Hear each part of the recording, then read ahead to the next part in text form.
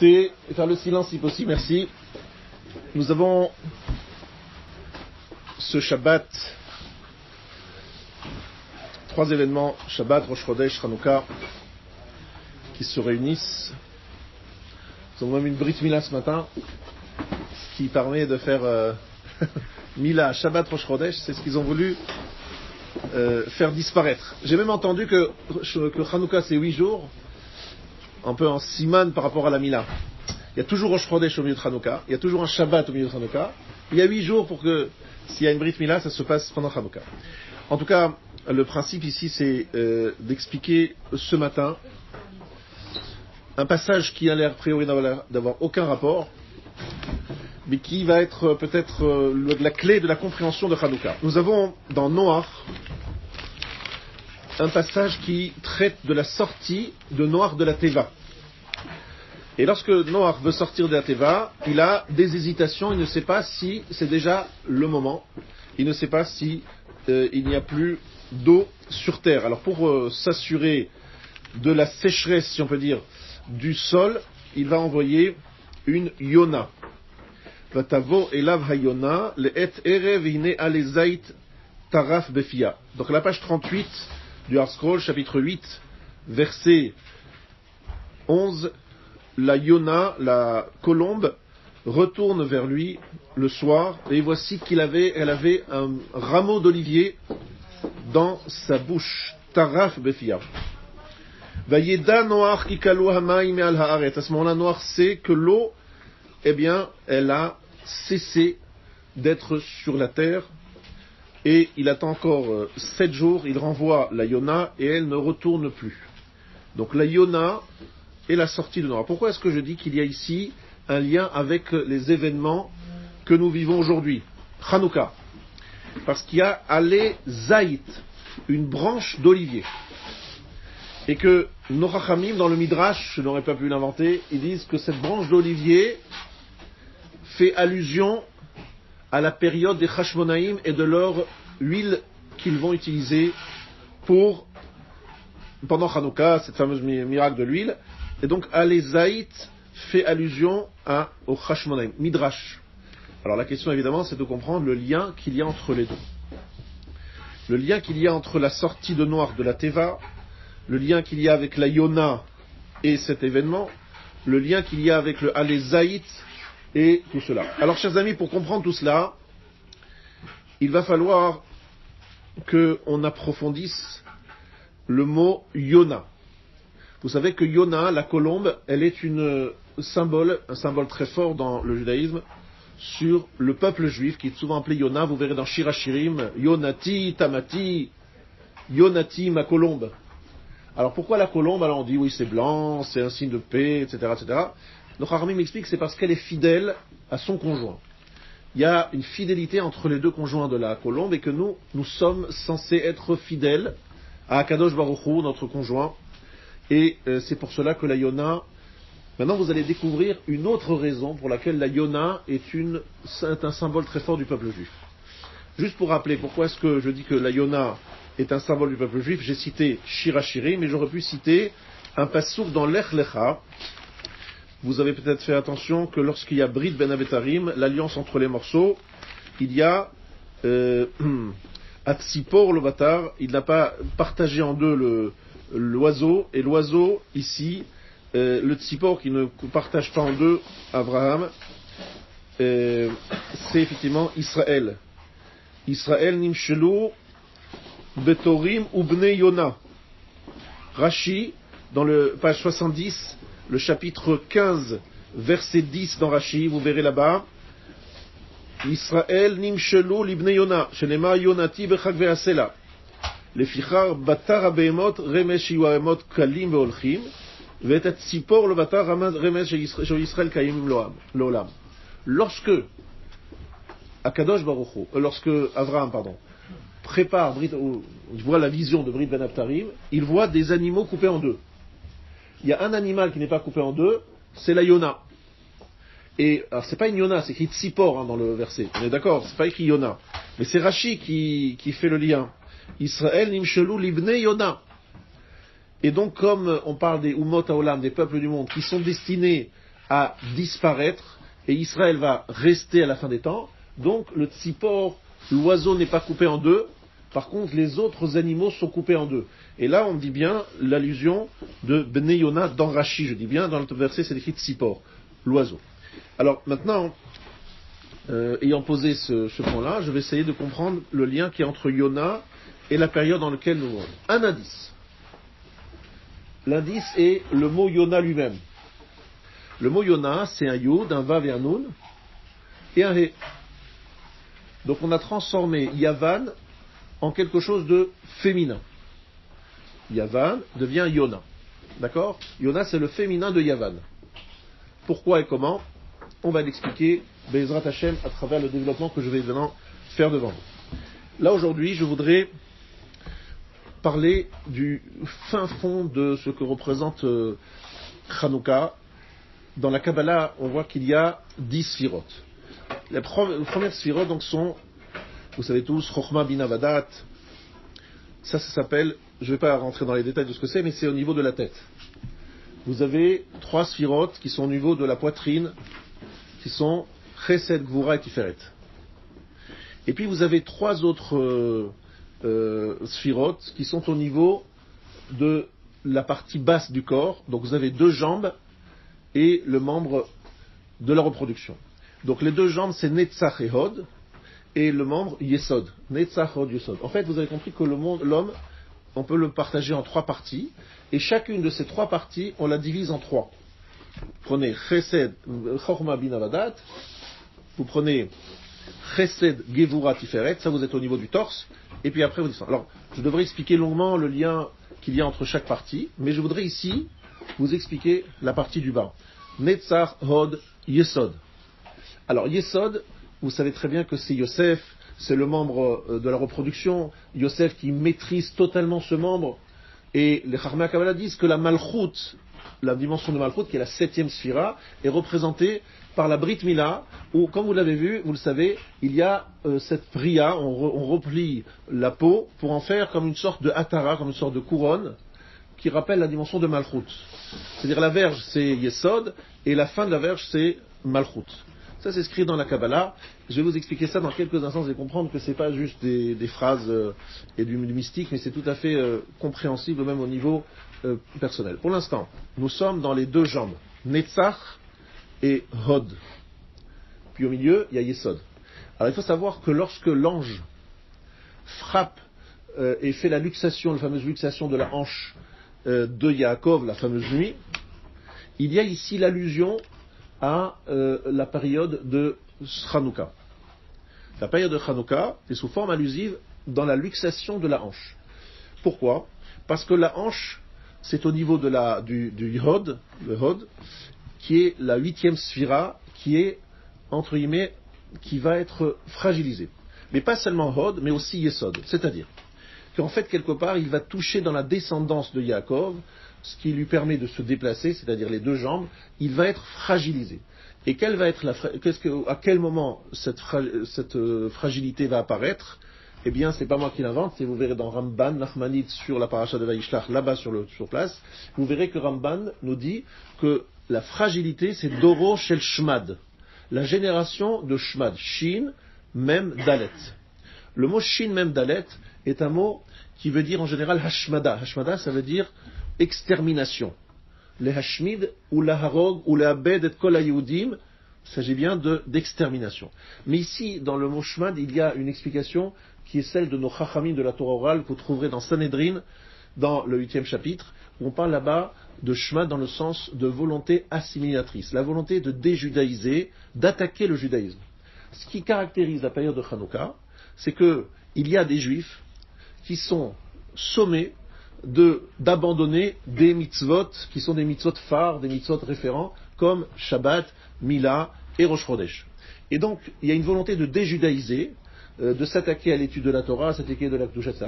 Donc on laisse en place Yaakov. Yaakov est bien vivant, mais il est boiteux. C'est-à-dire qu'il continue à vivre et à se déplacer, mais il est boiteux. Ça veut dire que quelque part, le coup d'Esav a été efficace, si on peut dire comme ça, puisqu'il a fragilisé Yaakov dans sa descendance, et il va y avoir une fragilité. C'est quoi la fragilité?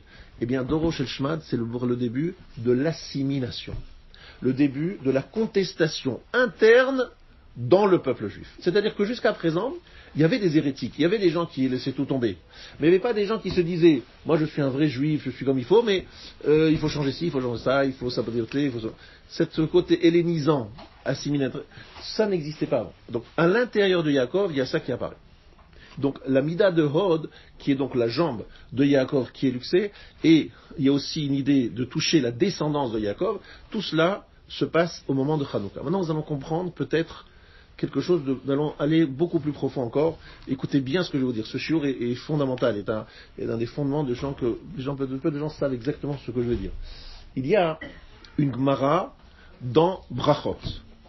La Gemara dans Brachot est une Gemara que peu de gens comprennent aussi. Pourtant, tout le monde la connaît. Il n'y avait pas, avant la venue de Léa, une personne qui a été moda, qui a remercié Hachem comme Léa.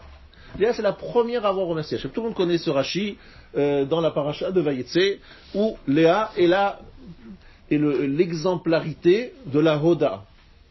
Alors, pourquoi dit la Gemara dans Brachot, page Vav Amud Bet, elle nous dit, au nom de Rabbi Shimon ben Yochai, Rabbi Yochanan, Beshem Rabbi Shimon ben Yochai, Miyom Shebara Akadosh Baruch Hu et Olamo, Lo Haya Mishehoda le Akadosh Baruch Hu, Ad Shebata Léa Veodato. Donc, il n'y a pas eu personne qui a su remercier Hachem comme Léa. J'ai une question à vous poser, très simple. Pourquoi est-ce que Abraham n'a pas remercié Hachem? Vous croyez vraiment un instant qu'Abraham se taisait, ne remerciait pas Hachem, alors qu'il a ouvert une auberge où tout le monde pouvait venir, et lorsqu'on lui demandait combien ça coûte, il disait remerciez Hachem. Voilà, c'était le prix à payer. Donc c'est clair qu'Abraham a certainement remercié Hachem. Et il n'est pas le seul, Yitzhak évidemment, que lui, Shem Vaever est sûrement. Donc pourquoi est-ce qu'on focalise sur Léa? Alors la question à cette réponse se trouve dans une autre question. Il y a sa sœur, Rachel, qui, elle a un autre mida, elle a ce qu'on appelle la mida tashtika. Midrash Tanchuma, parashat Vayetse. Rachel tafsa bashtika. Rachel se tait. Alors, où on voit que Rachel se tait, c'est très facile à comprendre, c'est lorsqu'elle voit Léa passer devant elle. Elle aurait dû crier, elle s'est tue. Alors, on va comprendre ici que se taire, c'est pas juste se taire, c'est pas juste ne pas parler. Se taire, ça veut dire accepter une situation. Il faut bien comprendre ce qui se passe dans la tête de Rachel. Rachel, elle voit sa sœur passer, elle se dit, voilà, moi, je sais que Yaakov, il m'aime moi. C'est moi qui l'aime. Donc, je sais qu'a priori, on ne peut pas se marier avec deux sœurs. Donc, a priori, si Léa prend ma place, c'est une usurpation, une injustice flagrante, puisque Yaakov ne veut absolument pas de Léa, il veut Rachel. Et deuxièmement, le problème, la conséquence, c'est que je vais me retrouver chez Esav. Donc, j'ai toutes les raisons de crier très fort. Mais je ne vais pas crier parce que je ne veux pas faire honte à ma sœur. Donc c'est vraiment un combat intérieur de titan, un combat de titan. Et elle dit, je me tais, c'est qu'elle se dit, si c'est comme ça qu'Hachem il veut les choses, je ne veux pas faire honte à ma sœur, donc il n'est pas question de donc si Hachem a voulu ainsi, c'est pour le bien. Se taire, c'est-à-dire une acceptation de quelque chose qui nous paraît totalement injuste, inacceptable, insupportable, etc. Eh bien, on se tait, vaïdom Aaron. C'est se taire et accepter. Comme on dit chaque fois, malheureusement, lorsqu'on est dans un tournant terrible comme celui de cette semaine, eh bien, on se dit, on aimerait bien crier, mais on se tait et on accepte ce qu'Akadosh Baruch Hu a voulu, même si on n'arrive pas à comprendre et on a plein de questions, etc. C'est ce qu'on appelle la shtika de Rachel. Et Rachel, vous avez compris, elle vit une injustice absolue. Et elle pense que c'est terminé pour elle. Elle n'aura plus Jacob. Puis après, elle découvre, non, finalement, elle va se marier avec Jacob, mais c'est pas évident au départ. Donc elle est véritablement dans une shtika. Alors ça veut dire que nous avons chez Rachel la midat ashtika qu'on retrouve chez ses descendants comme Shaoul. Shaoul est roi, parce qu'on prenait de l'huile qu'on mettait sur sa tête. C'est par Shmuel qu'il a décidé que Shaoul, descendant de Binyamin, descendant donc fils de Rachel, il se tait, il devient roi et il reste dans son coin, il veut pas se mettre devant, il est dans le silence. Mais surtout il y a Binyamin lui-même. Binyamin, il sait que Yosef était vendu. Il sait que Yosef était vendu. Il n'était pas présent, mais il le sait. Et qu'est-ce qu'il fait? Il se tait. Pourquoi il se tait? Parce qu'il a compris qu'il n'avait pas le droit de parler. Il faut voir son père souffrir et ne rien dire. Eh bien, c'est la shtika, c'est-à-dire la force de se taire de Binyamin qu'il a hérité de sa mère Rachel et qu'elle va donner en héritage à Shaoul. Donc il y a Esther. D'où il savait, parce qu'il y avait un engagement, un chérem sur des frères ont pris un engagement. Yitzhak Avinu savait, Mais il n'a pas voulu dire à Yaakov, parce qu'il dit si Akadosh Baruch Hu ne révèle pas à Yaakov Avinu, c'est qu'il ne doit pas savoir. Il ne doit pas savoir. Les frères avaient pris un engagement entre eux. Alors il n'était pas là, Binyamin, mais en tant que frère, il était obligé de respecter cet engagement. Il n'avait pas le droit de dire quoi que ce soit. Binyamin savait, Yitzhak savait, et Yaakov ignorait. Et ça pendant des années. Vous dites, c'est incroyable de voir ça, un truc pareil. Mais bon, c'était la Midat Ashtika. Il y a Esther.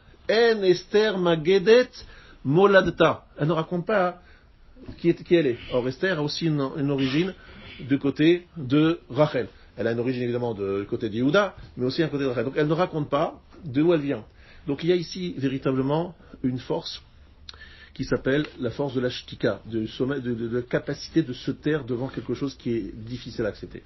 À l'inverse, Léa, elle me remercie, Hoda. Alors, il faut juste que vous compreniez que lorsque Léa prend la décision d'appeler son fils Yehuda, je vous rappelle qu'elle a appelé son fils Yehuda parce que c'est le 4e fils, et que normalement elle aurait eu droit à 3 fils, parce qu'elle sait par Ruach HaKodesh qu'il y aura 4 femmes, qu'il y aura 12 fils. S'il y a 4 femmes, 12 fils, c'est que chacun aura 3 fils, donc si elle a la 4e, c'est en plus, c'est pour ça qu'elle remercie Hachem. Mais je vous rappelle que c'est pas évident d'appeler son fils Merci. Vous avez un fils, vous avez une fille, vous l'appelez Madame Merci, Mademoiselle Merci, Monsieur Merci, c'est pas évident d'appeler un enfant comme ça. Eh bien, c'est comme ça qu'elle a appelé son fils. Monsieur Merci. Ça veut dire que sa vie, c'est merci. Elle se lève le matin, elle dit merci Hachem, elle commence à faire sa fille, elle dit merci Hachem, elle commence à faire son petit déj, elle dit merci Hachem. Ça, avoda, c'est-à-dire sa façon de servir Hachem, c'est de dire merci. Vous avez compris que c'est beaucoup plus que ce que nous tous on fait en respectant les règles de la Torah. C'est qu'elle fait ça tout le temps, c'est sa façon de vivre avec Hachem. Et non, elle a des bonnes raisons de dire merci Léa, c'est qu'elle était destinée à Esav, et que par sa prière, elle a changé son truc. Elle est devenue la mère de 6 garçons sur 12, enfin, pas mal. Donc elle a vraiment changé la donne. Elle a des raisons de dire merci. Mais en même temps, c'est sa avoda, c'est sa façon d'être, c'est sa nature. Et elle a travaillé cette nature, elle l'a conservée. Elle dit tout le temps merci, merci, merci, merci. Et c'est comme ça qu'elle a une relation avec Akadosh Baruch Hu, etc. C'est ce qu'on appelle Hoda'a. L'amida de Purim, de Chanukah. Quelle est la mitzvah de Chanukah au Botaï? La mitzvah de Chanukah, c'est le Hallel et Hoda. Regardez dans Shabbat Chafalaf Amudbet, la mitzvah que nos Rachamim m'ont demandé de faire à Chanukah, c'est pas des michtés, c'est pas le repas, c'est Hallel et Hoda. Hallel, c'est le Hallel, et Hoda, quand on le fait Hoda? Alanissim, qui se trouve dans Modim, n'est-ce pas? La Hoda, c'est Alanissim dans Modim. C'est ça, là, vous faites Hoda, n'est-ce pas? D'ailleurs, vous ne parlez pas du tout des miracles de l'huile, hein, vous avez remarqué. Vous parlez là-bas que du miracle des guerres qui ont été vaincues. On ne parle pas du miracle de l'huile. Donc, que ce soit clair, la Hoda'a, c'est remercier Hachem de nous avoir sauvés des Grecs et des conséquences que ça représente, c'est-à-dire l'assimilation, parce que franchement, il y avait un grand danger. Le peuple juif aurait pu totalement disparaître. Il faut bien comprendre. Je crois, dans quel sens disparition, on n'aurait pas été détruit physiquement, mais les Grecs avaient une telle influence qu'on aurait perdu notre force spirituelle. On aurait été complètement hellénisé, on n'aurait plus existé en tant que juif, que peuple juif. Il faut bien comprendre ça. Maintenant, le côté définitif, qu'est-ce qui s'est passé le jour de Chanukah? Il y a eu la force de la Hoda'a. Alors, ici, je voudrais vous expliquer quelque chose qui est très important aussi à comprendre. Lorsqu'on regarde dans les Sifrei Kabbalah, et je vais vous expliquer ça, c'est pas très mystique, c'est complet, Netzach, c'est Moshe Rabbeinu. Et Hod, c'est la Mida de Aaron. Partout, c'est comme ça, c'est écrit. Et Aaron, on l'a déjà trouvé à Sukkot. Aujourd'hui, on fait par exemple le Hallel complet. Combien de temps on va faire le Hallel complet? 8 jours. La seule fois dans l'année où on fait 8 jours le Hallel complet, c'est à Sukkot. Et c'est juste après Sukkot, Chanukah. Et à Sukkot, qui est le héros de Sukkot? C'est Aaron. Pourquoi? Parce que les Amenés à Kavod, les nuées, sont par le mérite de Aaron. Donc on est toujours dans Aaron. Aaron continue à être la star. Et dans les deux cas, on remercie Hachem. Alors, la Hoda'a de Aaron, ça représente quoi? Alors, regardez bien quelque chose de magnifique. Qui c'est Moshe, qui c'est Aaron? Netzach et Hod. Moshe, c'est la Torah. C'est celui qui transmet la Torah. Dans le Beth Amikdash, vous avez le Sanhedrin et vous avez le Beth Amikdash. Le Sanhedrin est dans le Lishkat Agazit, mais juste dans le Beth Amikdash, c'est à l'intérieur du sanctuaire. Eh bien, vous avez donc deux forces. Une qui dit, voilà ce que Hachem dit de faire. Voilà ce que Hachem vous dit de faire. Voilà ce que Hachem vous enseigne. Ça veut dire que vous avez quelque chose qui vient de haut en bas. Ça c'est Moshe. Voilà ce que Hachem dit de faire. Donc c'est l'enseignement du Rav qui dit à l'élève, voilà comment il faut agir. Le Sanhédrin qui tranche, il dit voilà ce que Hachem nous a dit de vous dire. Je schématise. Que fait Aaron? Aaron, il apporte les korbanot, les kétoret, la menorah. Et quel est le point commun entre korbanot, kétoret, menorah, tout ce que vous voulez? C'est que vous avez un feu qui desmonte de bas en haut. Donc vous avez de haut en bas avec Moshe et de bas en haut avec Aaron. Et la notion de hoda'a, de hod, c'est la beauté, mais c'est pas la beauté comme vous comprenez jusqu'à présent. Parce que le mot beauté, il y a yofi, il y a nae, il y a, je sais pas, vous avez tiferet, vous avez plein de choses qui veulent dire beauté. Qu'est-ce que c'est la dimension de hod? Alors ça, je l'ai reçu de Rav Shapira. Hod, ça veut dire tout simplement, lorsque vous avez quelqu'un qui a reçu un enseignement puissant, fort, et qui rayonne. Rayonne, c'est pas tellement dans le côté plastique, c'est pas une beauté plastique. Hod, c'est le reflet, un peu comme la lune, qui va éclairer grâce à la lumière qu'elle reçoit du soleil. Hod, c'est la dimension de Aaron qui reçoit de Moshe. Moshe et Aaron reçoit de Moshe, et c'est cette beauté-là qui est en fait réfléchir la force qui vient du soleil. C'est pas Hod. C'est le côté plutôt féminin, si vous connaissez un peu, c'est le côté gauche, le côté féminin, alors que à Moshe, le côté masculin. Et donc finalement, la hoda'a, c'est dire merci, mais ça veut dire aussi dire, je reconnais, j'avoue te devoir tant et tant. Tu me demandes, tu me dois 100 euros, je te dis, oui, je reconnais que je te dois 100 euros, ça s'appelle hoda'a. En hébreu, c'est le même mot. Merci et aveu, c'est le même mot. Pourquoi merci et aveu, c'est le même mot? Parce que lorsque vous dites merci, vous reconnaissez que vous n'avez pas été à l'origine de la chose. La chose vous a été offerte. Donc vous dites merci pour ce qu'on m'a donné. Ça veut dire que vous reconnaissez votre impuissance dans ce domaine. Ah oui, ça, je te le dois. C'est une façon de dire je l'ai reçu. Voilà ce que ça veut dire Toda. Modé Hoda. D'accord? Donc il y a dans ce côté de Hoda, le côté féminin, c'est celui qui reçoit et qui reconnaît et qui est modé. Bien.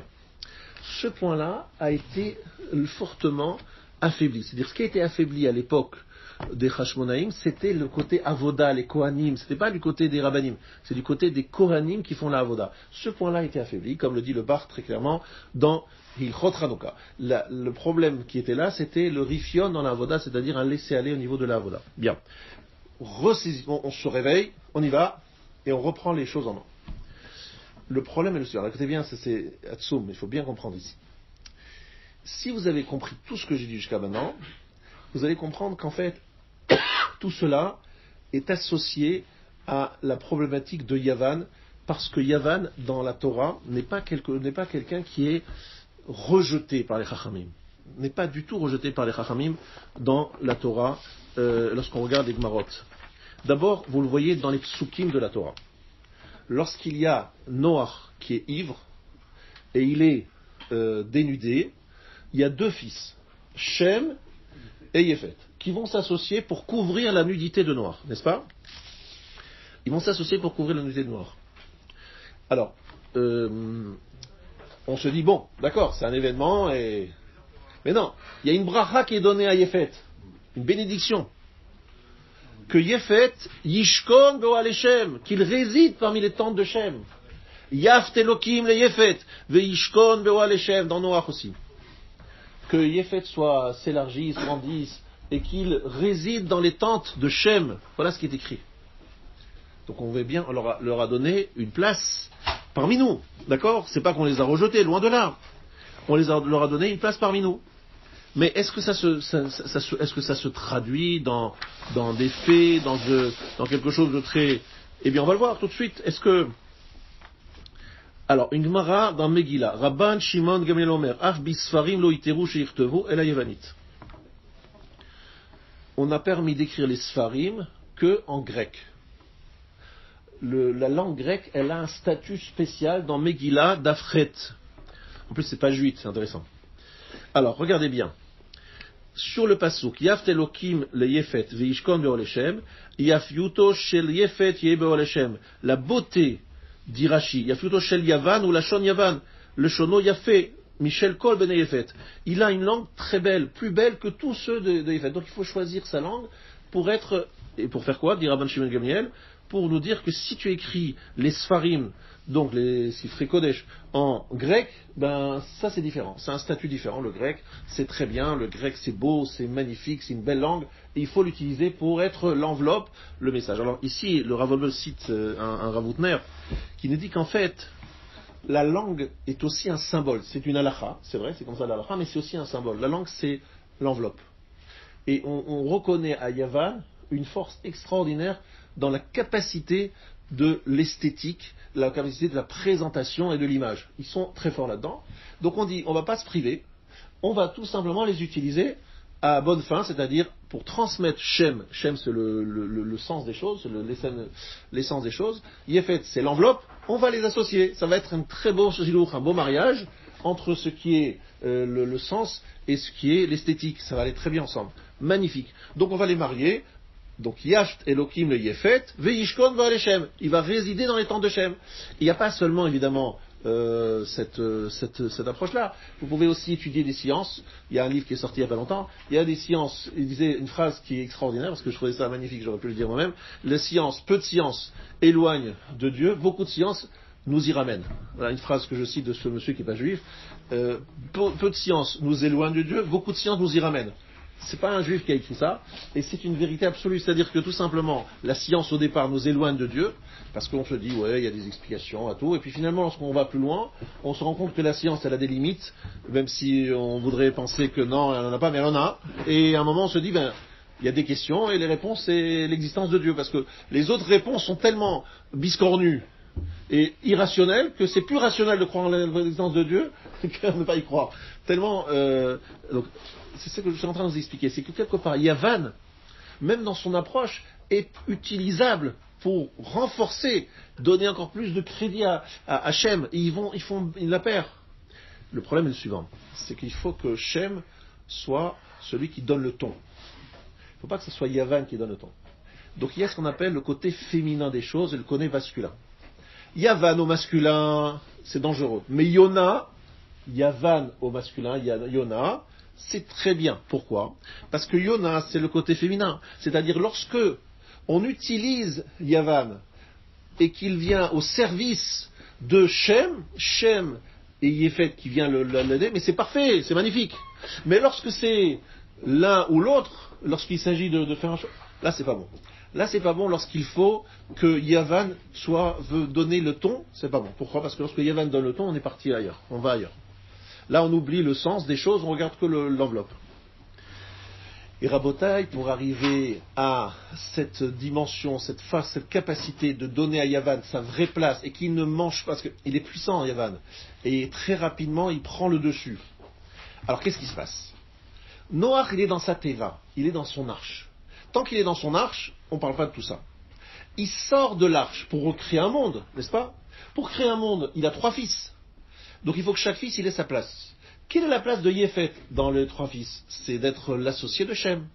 Donc il va créer un monde, il sort vers l'extérieur. Lorsqu'on sort vers l'extérieur, qu'est-ce qui se passe? Il se passe un problème, chers amis. C'est que les êtres humains ont un corps, et la grande chorma d'un homme, c'est d'être capable de parler à son corps. On ne peut pas parler qu'à la tête, parce que si on parle qu'à la tête, et qu'on n'est pas capable de parler au corps, il se passe un déchirement absolu entre le tête et le corps. Et ça ne va plus.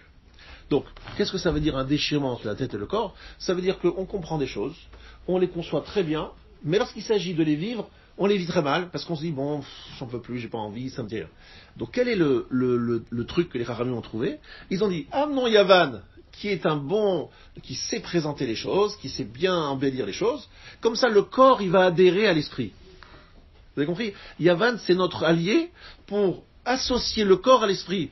Parce qu'il sait parler au corps, il sait trouver des choses et des expressions qui sont belles, qui parlent, qui touchent, etc.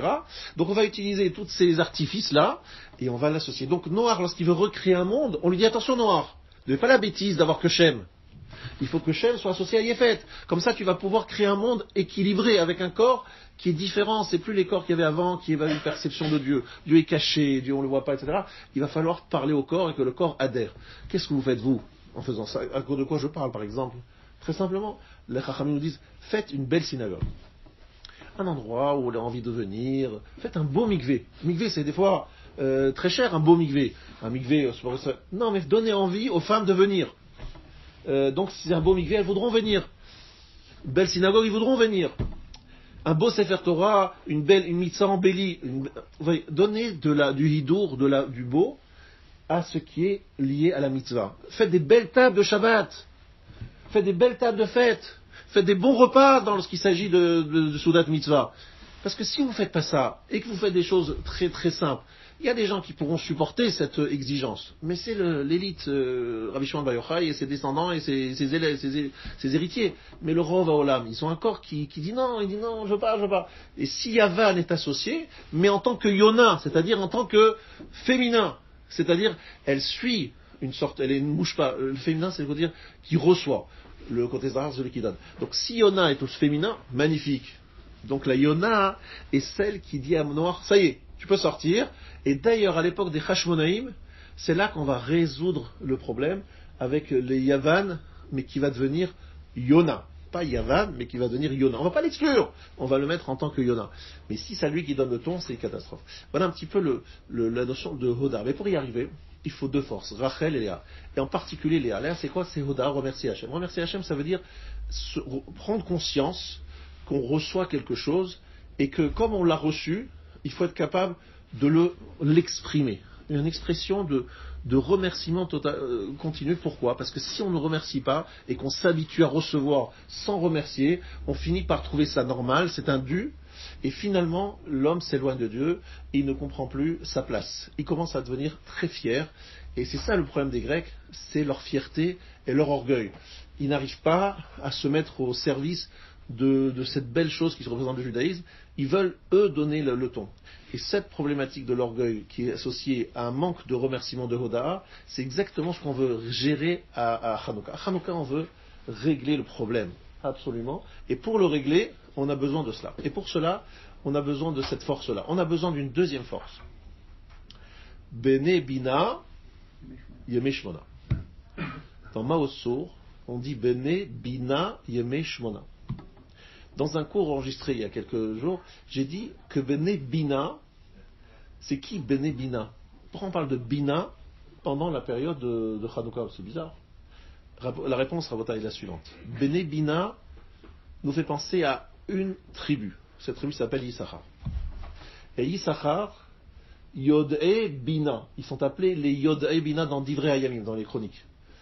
Yod-E Bina. C'est quoi Bina?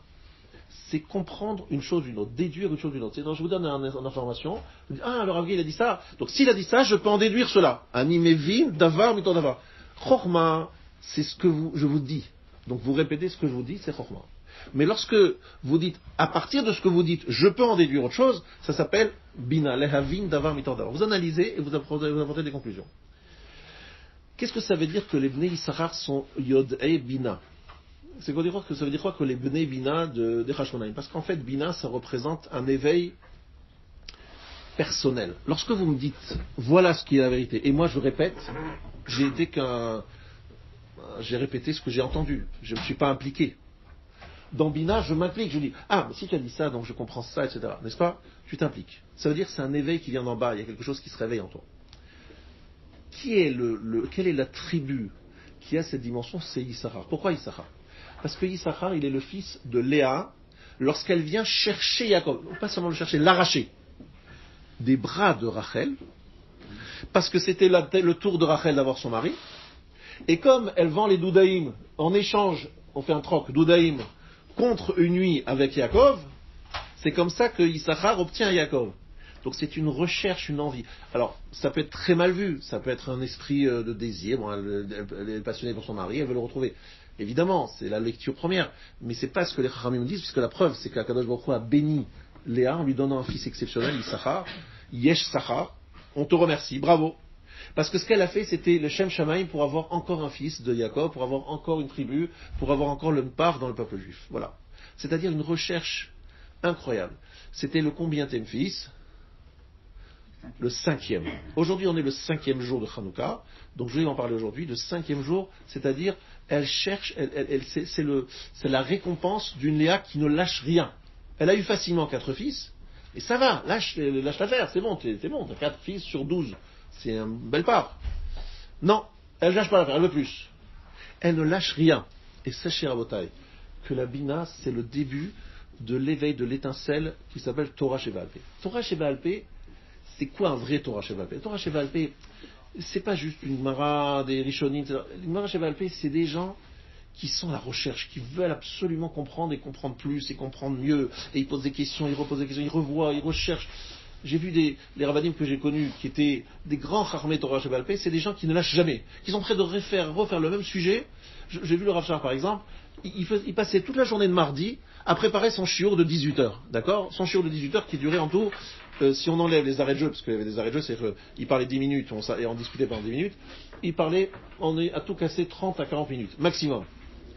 Un sujet qu'il avait déjà abordé pendant toute sa vie, il avait vu fort, je sais pas, des centaines de fois ce sujet, et toute la journée on ne pouvait pas lui parler parce qu'il était en train de réviser et de revivre son sujet. Et ça, c'est un grand enseignement de vie. C'est-à-dire, les Bnei Bina, c'est des gens qui ne sont jamais rassasiés de ce qu'ils savent en disant « j'ai compris, je sais ». Non, je ne sais jamais assez, je veux toujours revoir encore, et peut-être que je vais comprendre un peu plus, et peut-être que je vais aller plus loin. Il y a un très très bel enseignement sur Rav Shach, je vais prendre le Rav Shach justement, c'est ce qu'a dit un jour le Rav de Brisk. Le Rav de Brisk, son Rav, le Rav de Rav Shach, il a dit qu'un jour à ses enfants, ce Dvar Torah, cette explication dans le Rambam, je la dois à Elazar Menachem. Elazar Menachem, c'est le Rav Shach. Alors ses fils ont dit, papa, tu as oublié, on l'a entendu de ta bouche, c'est pas du tout le Rav Shach qui te l'a dit, on te l'a entendu bien avant que tu vois le Rav Shach. Il dit non, je vais vous expliquer. Cette explication, c'est moi qui l'ai donnée, c'est vrai. Mais pourquoi je l'ai trouvée? Comment je l'ai trouvée? Parce que j'avais trouvé une explication dans le Rambam, et je me suis dit, Rav Shach va venir, il va écouter mon explication, il sera déçu. Et j'avais pas envie de le décevoir. Je savais qu'il n'allait pas kiffer, qu'il n'allait pas apprécier, donc j'ai tout repris, depuis le début, et voilà ce que j'ai trouvé parce que je voulais le satisfaire, sa curiosité, son envie. Et en fait, celui qui était devenu le Gadol Hador, c'était l'homme qui était le plus dérangé par la question. Voilà. Pour moi, c'est un homme qui était un symbole de celui qui ne pouvait pas supporter de ne pas comprendre plus. C'est-à-dire, c'est le summum de la Bina. Bina, c'est la recherche. C'est Léa qui cherche son mari. C'est l'élève qui veut comprendre plus, et encore plus. Il refait encore une fois. Il se lâche jamais. Ça, c'est la dimension de la Torah Sheva Alpé. Et ça, c'est apparu à Hanouka. C'est-à-dire, cette dimension-là a pris un essor incroyable à Hanouka. Vous savez pourquoi elle a pris un essor à Hanouka? Parce que c'est le moment où il y a eu le Rocher, une obscurité terrible. Il y a des gens qui contestent, des gens qui disent, bon, sacré, vous savez, lorsqu'il y a une obscurité, vous cherchez bien. Lorsqu'il y a trop de lumière, vous voyez plus rien en fait. Trop de lumière cache, vous voyez plus les détails. Mais lorsqu'il y a de l'obscurité, vous êtes obligé de chercher avec votre petite lampe, vous cherchez dans tous les coins et les recoins. C'est comme dans la Bdikat Hamet, vous éteignez pour pouvoir chercher avec la bougie. Eh bien, vous savez que l'obscurité de cette période était si grande que les gens qui se sont raccrochés au judaïsme, comme il fallait, comme Hachem le voulait, ils sont arrivés à une bina, une havana, une compréhension qui n'avait jamais été auquel on n'avait jamais accédé. En fait, on avait accédé à ces compréhensions, mais c'était clair, les choses étaient claires, il y avait de la lumière, il y avait la prophétie, les choses étaient claires. Mais lorsque les choses sont claires, on ne cherche pas. Mais lorsque les choses sont obscures, on cherche beaucoup. Et les gens qui ont cherché, c'est Hillel, Shammai, et Beth Hillel, Beth Shammai, vous entendez parler d'eux tout le temps, Beth Hillel, Beth Shammai, partout, dans tous les coins et recoins du Talmud. C'est des gens qui discutent, mais c'est des gens qui cherchent.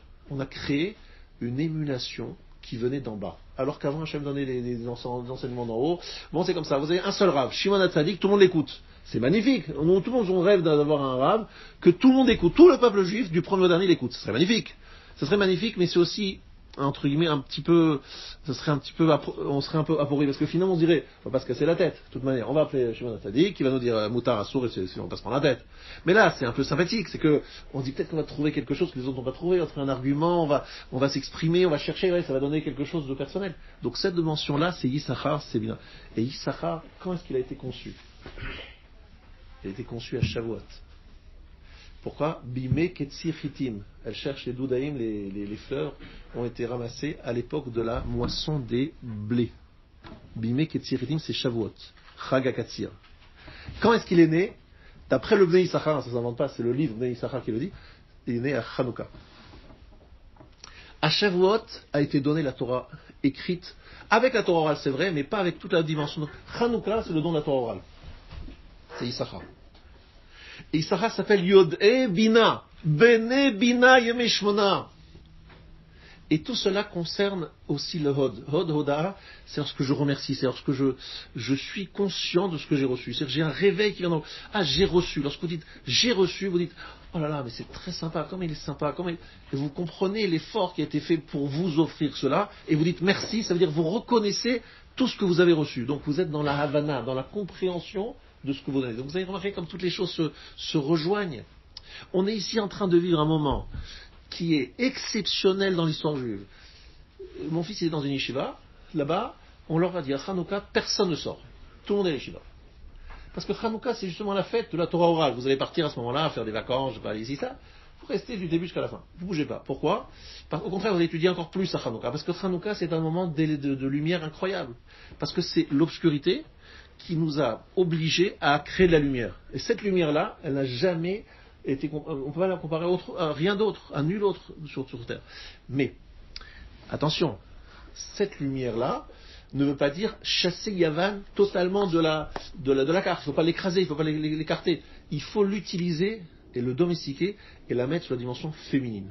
D'accord ? C'est-à-dire Mekabel, celui qui reçoit. Je précise que lorsque je parle de femmes, je ne parle pas d'hommes et de femmes. Un homme peut être féminin et masculin selon les moments de sa journée. Vous voyez ? Par exemple, vous m'écoutez, vous êtes en mode féminin. Puis après, j'espère que vous allez répéter cette Torah, vous serez en mode masculin. Vous allez expliquer à d'autres. Puis après, dans votre couple aussi, vous devez écouter votre femme, Shema Bekola. Abraham, il doit écouter Sarah. N'est-ce pas ? Écoute, il est en mode féminin. Puis après, il dit à Sarah, non, on va faire comme ça, c'est mode masculin. Ça veut dire que le mode féminin-masculin, c'est mode femme et homme. C'est celui qui reçoit et celui qui donne.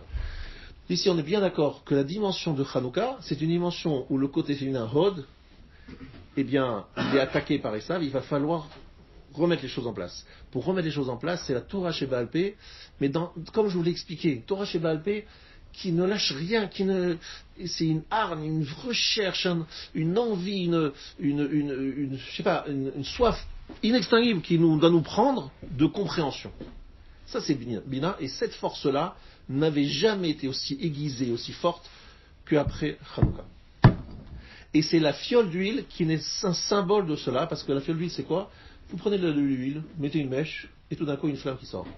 La flamme, c'est une façon de puiser l'énergie qui est dans une huile. Vous dites qu'il n'y a rien dans cette huile. Finalement, s'il y a une énergie extraordinaire qui permet de faire apparaître de la lumière. C'est ce que nous sommes en fait, nous tous. On a une énergie potentielle ici énorme. Le seul problème, c'est qu'on n'est pas conscient qu'on a besoin de notre lumière personnelle. Et pour que cette lumière personnelle apparaisse, il faut y aller. Il faut y aller, il faut y aller, il faut chercher, il ne faut pas lâcher, il faut être exigeant, très exigeant. Et lehavin, parce que bina c'est binyan, c'est ben, c'est tout ce que vous voulez. C'est la compréhension, c'est la Yeshua. Donc bina, si vous avez vu dans les sphirotes, elles sont partagées en trois à chaque fois. Bina est au-dessus de Hod, d'accord ? Il y a bina, Gvura et Hod. Alors vous remarquez que c'est le résumé de Kippo, de Hanouka. Il y a Hod, j'ai expliqué, Bina, j'ai expliqué, et Gvura, on a pris le dessus sur les ennemis. Midgaber, on a pris le dessus sur les ennemis. Voilà, c'est cette trilogie qui est tout simplement la dimension de Hanouka. Je vous invite à bien réviser ce shiur si c'est possible. Et nous rappelons que nous sommes tous les descendants de Rachel et de Léa. Hoda'a et Shtika. Shtika, c'est accepter les événements. Hoda'a, c'est remercier Hachem. Si on a ces deux forces, on est les Bnei Yaakov. C'est bien entendu ce que j'ai dit. Rachel, elle sait se taire, c'est-à-dire c'est accepter même les choses les plus terribles, qui paraissent injustes. Et Léa dit toujours merci.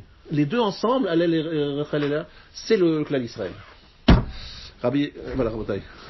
Shabbat Shalom, Rosh Chodesh Mevorach.